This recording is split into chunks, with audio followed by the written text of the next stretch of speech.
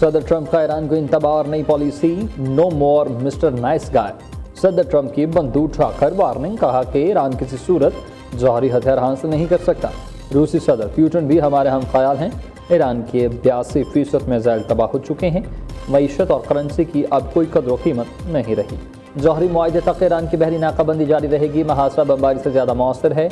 امریکی صدر کی تیل کمپنیوں کے حکام سے ملاقاتیں۔ ناکہ بندی کے عالمی آئل مارکیٹ پر اثرات پر مشاورت ہوئی۔ ایران سے پہلے یوکرین میں اپنی جنگ ختم کریں، صدر ٹرمپ کا پیوٹن کو مشورہ۔ پیوٹن کی جانب سے وکٹری ڈے پر یوکرین میں محدود جنگ بندی کا امکان۔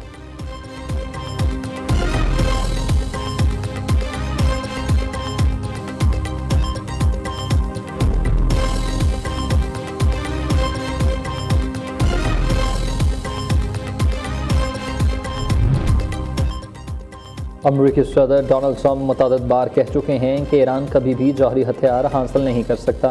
وہ امریکہ کو محفوظ بنانے کی پالیسی پر گامزن ہے۔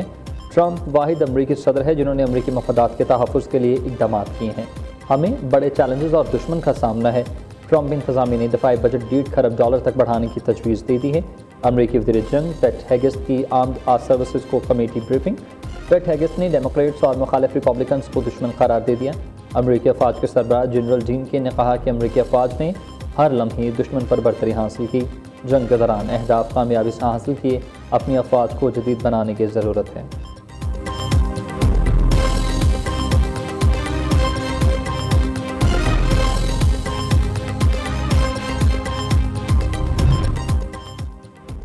دنیا بھر کی فوج بھی ابنائے ہرمز ایران سے نہیں لے سکتی ہے۔ ایرانی اجازت کے بغیر 1 لیٹر پیٹرول بھی ہرمز سے نہیں جا سکتا۔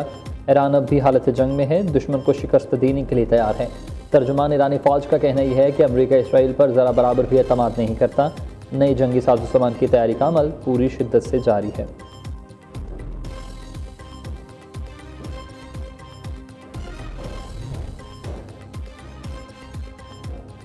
امریکی سینٹ کام کا ایران پر مختصر اور طاقتور حملوں کا منصوبہ تیار، بنیادی ڈھانچے کو نشانہ بنانے کی دھمکی۔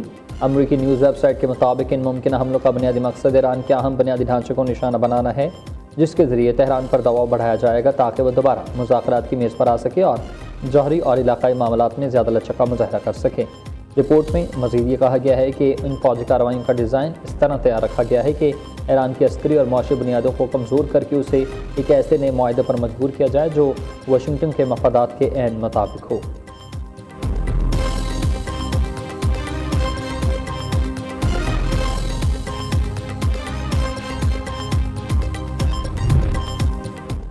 ستاون روز سے بند تہران ایئرپورٹ پر فلائٹ آپریشن بحال ہوا۔ ایرانی حکام کی جانب سے فضائی حدود کی بحالی کے بعد اگرچہ فلائٹ آپریشن کا آغاز کر دیا گیا ہے، سیکیورٹی وجوہات کی بنا پر فی الوقت پروازوں کی تعداد انتہائی محدود ہے۔ معمول کے مطابق یومیہ 150 پروازوں کی میزبانی کرنے والے اس بین الاقوامی ہوائی اڈے پر ابھی صرف 10 سے 15 فلائٹس آپریٹ کی جا رہی ہیں، جبکہ حکام کا کہنا یہ ہے کہ صورتحال بہتر ہونے کے ساتھ ہی ٹرمینلز پر سرگرمی اور پروازوں کے شیڈول میں بتدریج اضافہ ہوگا۔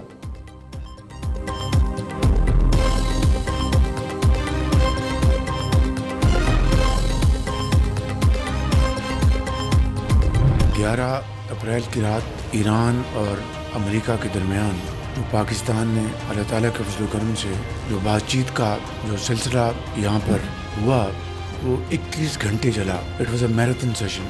بے پناہ کاوشیں کی گئیں پاکستان کی طرف سے تاکہ خطے میں امن قائم ہو۔ فیلڈ مارشل صاحب نے ہمت نہیں ہاری اور دن رات اس کے اوپر کوششیں ہوتی رہیں۔ ڈپٹی پرائم منسٹر بھی اپنے کاؤنٹر پارٹ سے گفتگو کرتے رہے اور اس طرح آپ جانتے ہیں کہ سیز فائر میں پھر ایکسٹینشن ہوئی۔ اس دوران خام تیل کی قیمتیں دوبارہ آسمان سے باتیں کر رہی ہیں اور پرسوں جو جمعہ ہے اس دن پھر ہم نے نئی قیمتوں کا تعین کرنا ہے جو عالمی منڈیوں میں جو صورتحال ہے، تو یہ ایک چیلنجنگ صورتحال ہے۔ تیل کی قیمتیں چیلنجنگ صورتحال ہے، نرخ آسمان سے باتیں کر رہے ہیں۔ جمعے کو پیٹرولیم مصنوعات کی قیمتوں کا دوبارہ تعین کریں گے۔ جنگ سے پہلے ایک ہفتے کا پیٹرولیم بل 30 ارب اب 80 کروڑ ڈالر تک پہنچ گیا۔ مشرق وسطی جنگ نے ہماری 2 سال کی اجتماعی کاوشوں کو نقصان پہنچایا ہے۔ جنگ کی وجہ سے ہمارا معاشی ترقی کا سفر رک گیا ہے۔ مسائل پہاڑ بن کر سامنے کھڑے ہیں لیکن مشکل وقت سے سرخرو ہو کر نکلیں گے۔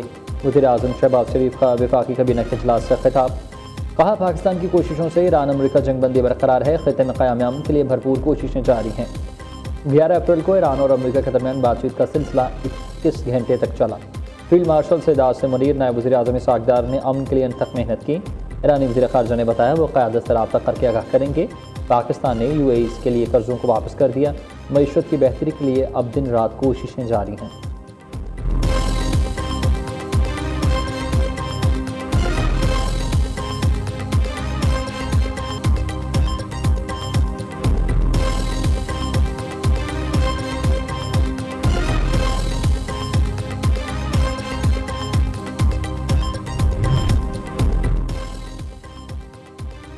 عالمی مارکیٹ میں تیل کی قیمتوں میں اضافہ جاری ہے۔ برنٹ خام تیل 6.64% مہنگا ہو کر 117.9 تک پہنچ گیا۔ امریکی WI کریوڈ آئل 6.10% مہنگا $106.4 فی بیرل تک پہنچا۔ UAE کی OPEC چھوڑنے سے وقتی طور پر قیمتوں میں کمی کی توقع۔ اب نئے ہرمز کی بندش اور ایران جنگ سے پیدا ہونے والی غیر یقینی صورتحال نے اس اثر کو زائل کر دیا۔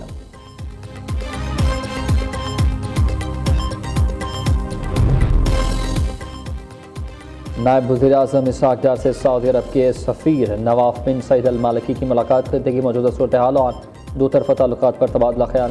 پاک سعودی عرب میں سالی برادرانہ تعلق مزید مضبوط بنانے کا عزم۔ مختلف شعبوں میں باہمی تعاون کو وسعت دینے پر اتفاق۔ اسحاق ڈار اور برطانوی وزیر خارجہ ایوٹ کاپر کا ٹیلیفونک رابطہ۔ خطے میں امن و استحکام کی صورتحال پر گفتگو۔ نائب وزیر اعظم نے کہا کہ پاکستان خطے میں کشیدگی میں کمی کے لیے سفارتی راستے کو ترجیح دیتا رہے گا۔ ایوٹ کاپر کا کہنا ہے کہ تمام افریقین مذاکرات اور سفارتکاری کے فروغ کے لیے پرعزم ہیں۔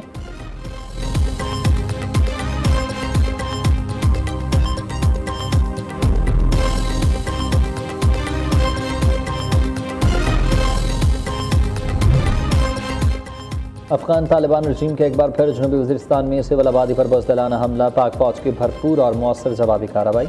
سرحد پار عسکری اہداف کو نشانہ بنایا۔ بزدل افغان طالبان اہلکار پوسٹیں چھوڑ کر بھاگ نکلے۔ سیکیورٹی ذرائع کے مطابق بزدل افغان طالبان رجیم نے انگور اڈہ سے ملحقہ سرحدی علاقوں پر پاکستانی شہری آبادی پر گولہ باری کی۔ حملے میں متعدد بچے اور ایک خاتون زخمی ہوئی۔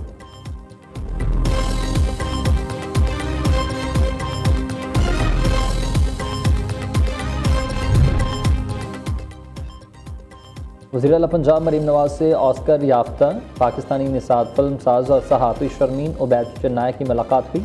نواز شریف ITCT میں پنجاب فلم سٹی کے منصوبے پر تبادلہ خیال۔ اشتراک کار پر اتفاق ہوا۔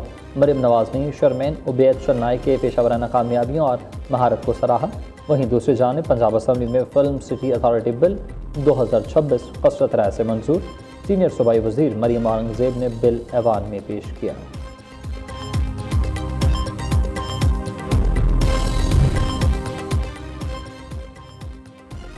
کراچی کی عوام کے لیے بڑی خبر ہے۔ وزیر اعلیٰ سندھ کا پسماندہ علاقوں اور صنعتی زونز کو سستی بجلی فراہم کرنے کا فیصلہ۔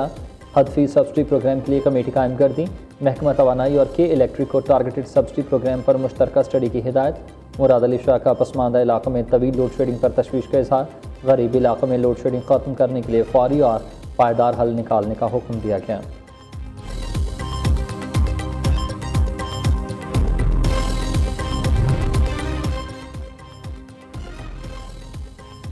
تحریک تحفظ آئین پاکستان کا بانی پی ٹی آئی سے حص سے متعلق تشویش کا اظہار۔ عدالتی احکامات کے باوجود بانی چیئرمین سے ملاقات نہ کرانے کا شکوہ۔ سلمان اکرم راجہ کی چیف جسٹس پاکستان سے بانی کے کیسز جلد سماعت کے لیے مقرر کرنے کی اپیل۔ سابق اسپیکر قومی اسمبلی اسد کیسر نے کہا کہ موجودہ دور میں کسان اور مزدور شدید مشکلات کا شکار ہیں۔ سابق گورنر سندھ محمد زبیر نے حکومت کی معاشی کارکردگی پر سوال اٹھا دیے۔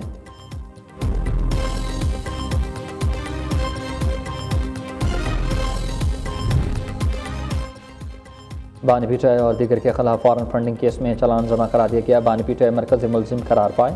بینکنگ کورٹ آج سماعت کرے گی۔ 190 ملین پاؤنڈ کیس میں بانی اور بشرا بی بی کے سزا معطلی کی درخواست بھی سماعت کے لیے مقرر۔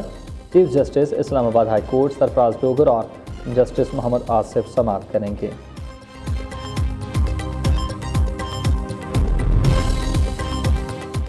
اسلام آباد ہائی کورٹ کے 3 ججز کے تبادلوں کا نوٹیفیکیشن جاری۔ جسٹس محسن اختر قیانی کا ٹرانسفر لاہور ہائی کورٹ کر دیا گیا۔ جسٹس بابر ستار پشاور ہائی کورٹ اور جسٹس سمن رفت کا سندھ ہائی کورٹ میں تبادلہ کیا گیا۔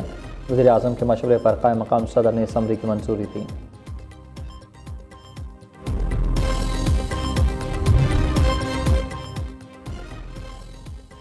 بحریہ ٹاؤن اسکینڈل میں ملک ریاض اور ان کے بیٹے علی ریاض کے ریڈ وارنٹ جاری۔ نیب نے ملک ریاض کی واپسی کے لیے دبئی حکام سے رابطہ کیا۔